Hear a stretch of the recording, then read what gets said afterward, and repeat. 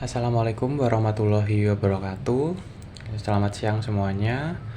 Di sini kami akan mempresentasikan hasil dari tugas besar mata kuliah Sistem Informasi Manajemen, di mana kami membuat sistem pengelolaan cuti untuk karyawan. Dan di sini terdapat dua role yang berbeda. Yang pertama ada sebagai karyawan dan yang kedua adalah sebagai HRD. Nah, yang di layar ini merupakan halaman login di mana para karyawan atau HRD harus memasukkan email dan password yang sudah terdaftar di dalam website tersebut. Nah, untuk awalannya kita akan coba untuk masukkan sebagai karyawan terlebih dahulu.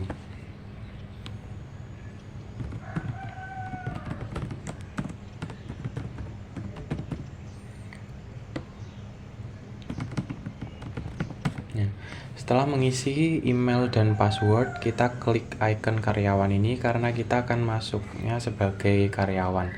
Kemudian kita klik login.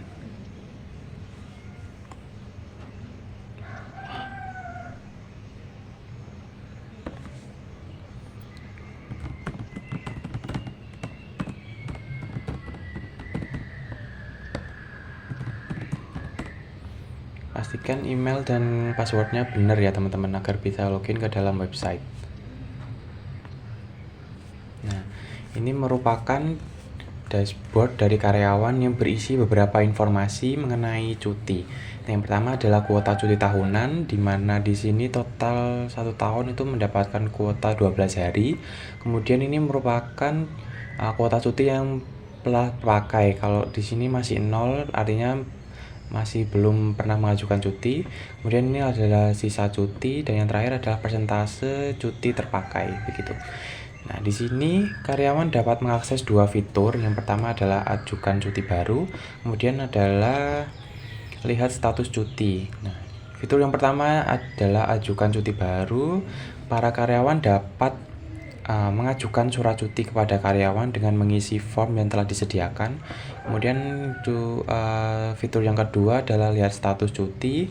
Para karyawan dapat memantau surat cuti yang sudah dikirimkan kepada HRD apakah masih diproses ataupun disetujui, bahkan bisa ditolak. Oke, untuk yang pertama kita akan coba fitur yang pertama ini, yaitu ajukan cuti baru dengan mengklik icon di sini. Nah, ini merupakan formulir yang harus diisi oleh para karyawan. Di sini terdapat beberapa form. Yang pertama ada nama karyawan, jenis cuti, tanggal mulai, tanggal selesai, jumlah hari, lampiran, sampai keterangan. Nah, kita akan coba isi satu persatu. Untuk nama karyawannya kita tidak perlu mengisi karena sudah diisi by system. Kemudian untuk jenis cutinya kita coba isi sakit. Nah, untuk tanggalnya kita coba mulai hari ini sampai tanggal 20. Nah, otomatis jumlah harinya ini nanti akan terisi. Jadi teman-teman tidak perlu mengisi secara manual. Nah, untuk lampiran ini merupakan dokumen pendukung yang nantinya akan menunjang keberhasilan atau disetujuinya surat oleh HRD. Teman-teman bisa masukkannya misal surat dokter seperti itu. Kita akan coba kasih. Kemudian untuk keterangan ini merupakan argumen yang nantinya akan mendukung berjalannya pengajuan surat cuti ini. Misalkan keterangannya kita tulis sakit demam. Nah, setelah semua form terisi, teman-teman bisa langsung klik ajukan cuti di sini. Nanti akan terdapat detail pengajuan yang berisi jenis cuti, periode, hingga durasi. Jika dirasa semua sudah benar, kemudian klik OK, maka otomatis surat sudah terkirim ke HRD. Nah, di sini statusnya kita masih dalam proses ya, masih dalam proses review oleh pihak HRD. Begitu. Nanti semisal suratnya sudah disetujui, maka teman-teman akan dapat melihat dan mendownload suratnya di sebelah sini. Oke, kita akan coba masuk lagi ke dalam dashboard karyawan.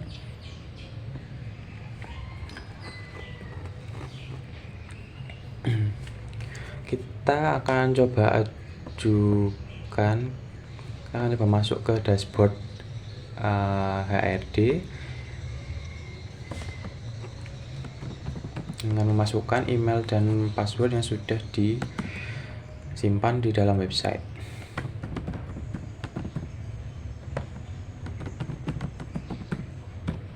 Jangan lupa klik icon HRD ya, karena kita akan masuknya sebagai HRD. Kemudian klik login.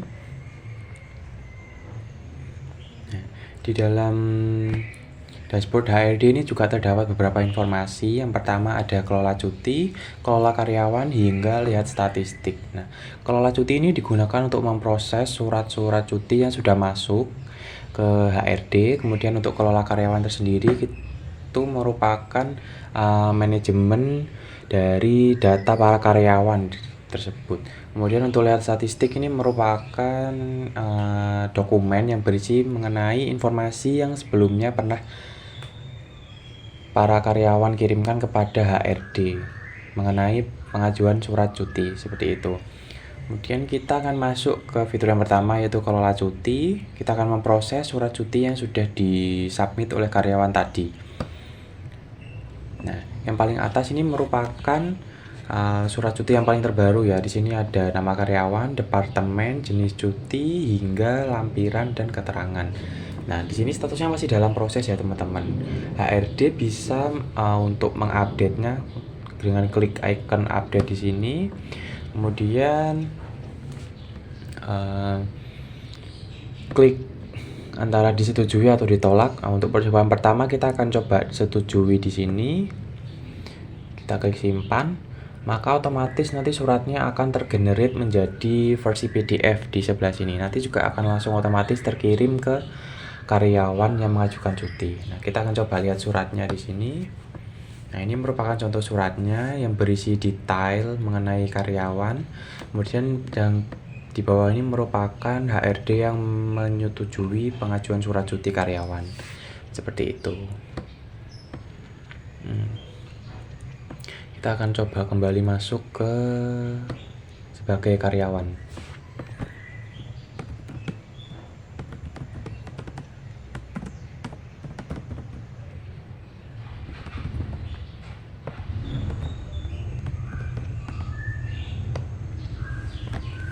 Nah, karena surat yang pertama tadi itu sudah disetujui, maka otomatis kuota tahunan kita akan berkurang sesuai dengan surat yang sudah kita kirim sebelumnya. Karena yang tadi kita submit selama 7 hari, maka otomatis kuota yang telah terpakai kita 7 hari, kemudian sisa kuota kita ada 5 hari, dan persentasenya adalah sebesar ini. Oke.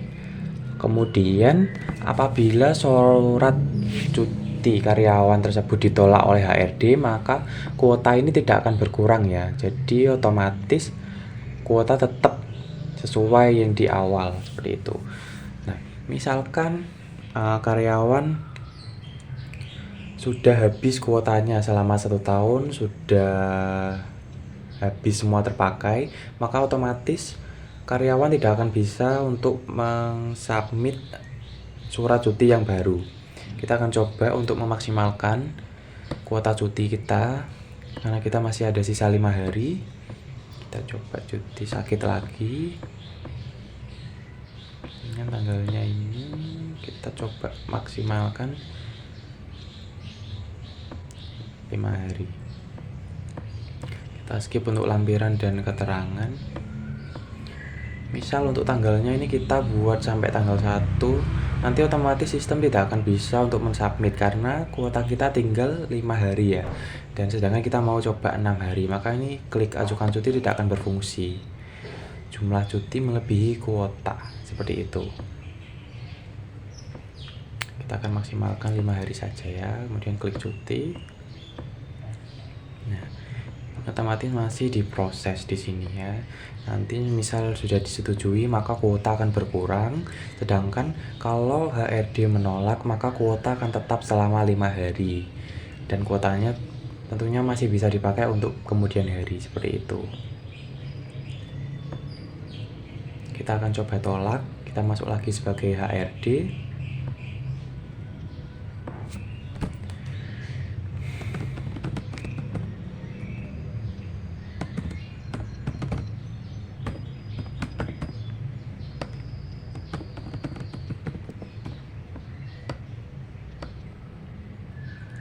Kita masuk ke kelola cuti, kemudian kita klik update dan pilih ditolak. Nah, maka otomatis suratnya tidak tergenerate ya teman-teman. Kita akan coba setujui lagi untuk memaksimalkan kuota kita. Nah, ini sudah disetujui, maka suratnya sudah tergenerate lagi sebagai PDF. Kita coba masuk lagi ke karyawan.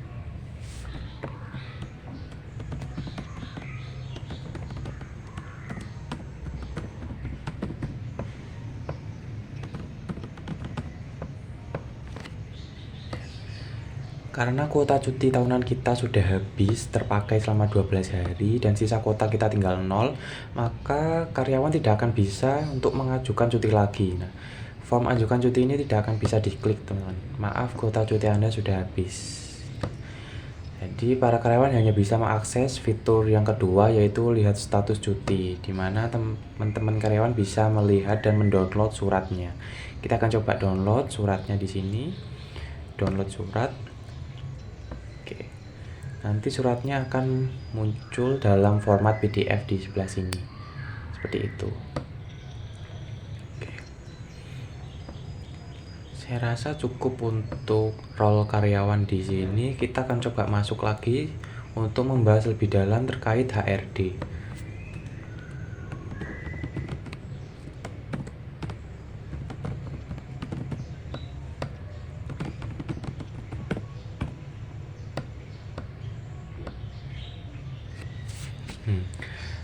Kita akan coba bedah lebih dalam lagi mengenai role sebagai HRD. Saya akan bahas lebih lanjut mengenai yang kedua, yaitu adalah kelola karyawan. Kita akan coba klik kelola karyawan di sini.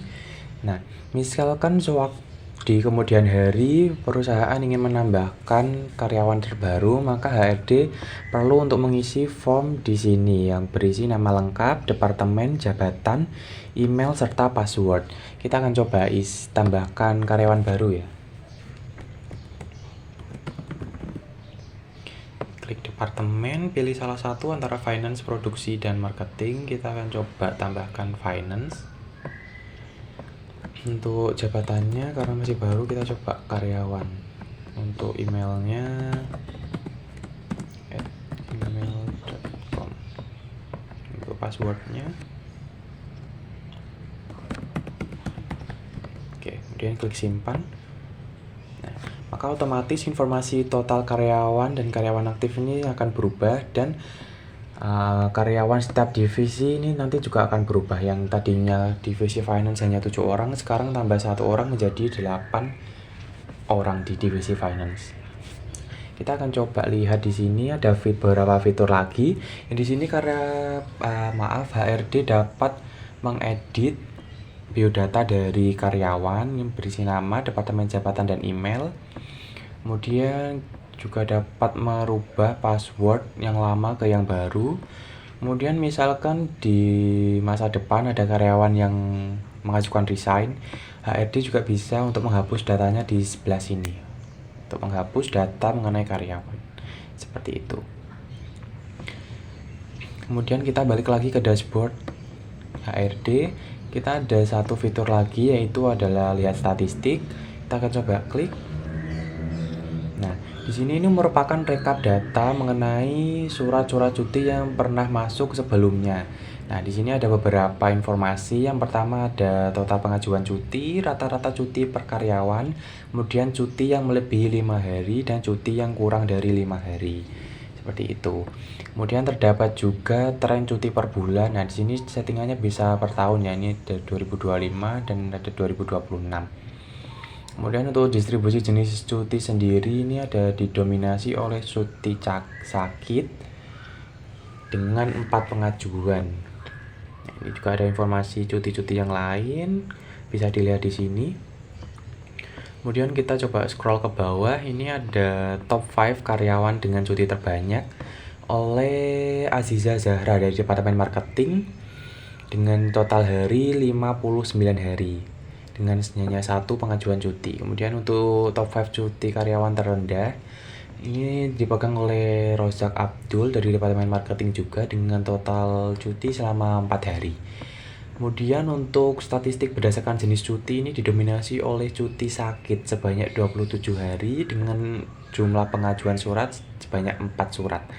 Kemudian untuk statistik cuti per departemen, Departemen Marketing masih menjadi yang paling tinggi dengan total cuti selama 74 hari dengan rata-rata per karyawan 24,7 hari.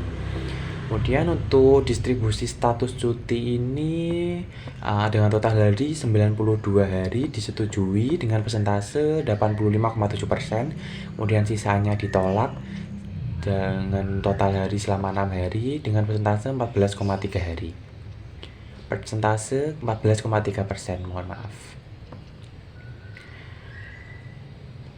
Oke, saya rasa cukup sekian untuk presentasi kami dari kelompok Sistem Informasi Manajemen.